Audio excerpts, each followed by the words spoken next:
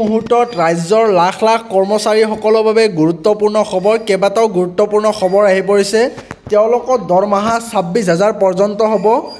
এয়া CITUৰ তৰফৰ পৰা 20 মে তাৰিখে প্ৰতিবাদী কাৰ্যসূচী নিৰ্ধাৰণ কৰা হৈছে। ধৰ্মঘাট অসমতো পালন কৰিব 20 মে তাৰিখে।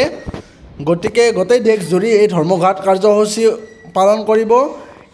ইয়াৰ মূল উদ্দেশ্য হ'ল শ্ৰম সংহিতা আৰু ৰাজহুৱা খণ্ড ব্যক্তিগতকৰণৰ নীতি বাতিল কৰা, ঠিকা শ্ৰমিকসহ সকলো শ্ৰমিকৰ ন্যূনতম মজুৰি মাহিলী 26,000 টকা চৰকাৰী ঘোষণা কৰা।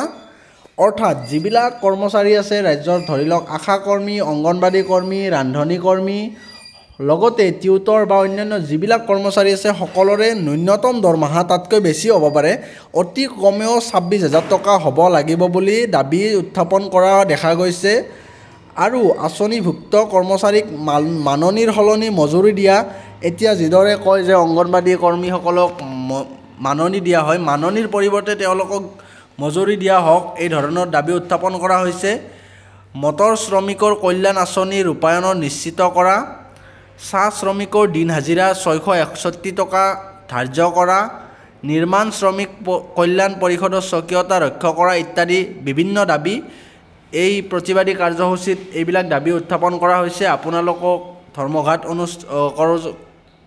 কাৰ্যসূচীত ভাগ ল'বলৈ ইয়াৰ পৰা জনোৱা হৈছে CITUৰ তৰফৰ পৰা।